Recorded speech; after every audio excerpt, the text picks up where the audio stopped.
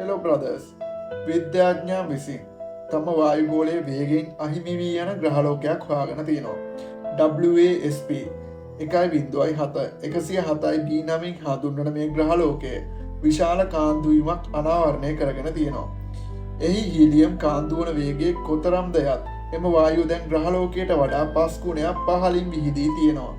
2017 දී හොයාගත් මේ අපූර්ව ග්‍රහලෝකය බ්‍රහස්පති ග්‍රහයාට සමාන වන ප්‍රමාණයකින් යුක්ත වන නමුත් බ්‍රහස්පතිගේ ස්කන්ධයෙන් 12%ක් පමණ ඇති අතර ඒ මෙතෙක් සොයාගෙන ඇති අඩුම ඝනත්වයක් ඇති ග්‍රහලෝකවලින් එකක් බවටද පත් වෙනවා.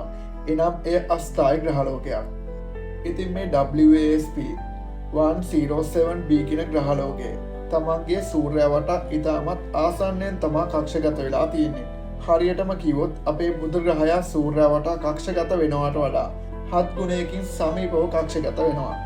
මේ නිසා දැඩි තාපය වායුගෝලයේ උණුසුම් කරමින් හීලියම් අභ්‍යවකාශයට ගලා යාමට ඉඩ සලස්වනවා. ඊටත් වඩා අමුතුම කාරණය වන්නේ WASP 107b බොහෝ විට මුලින් එහි තාරකාවට ආසන්නව පිහිටා නොතිබෙන්නට පුළුවන්. පසුව සූර්යයා අසලට සංක්‍රමණය වී ඇති අතර සමහර විට වඩා දුරස්ථ ග්‍රහලෝකයක් විසින් තල්ලු කරන්නට ඇති.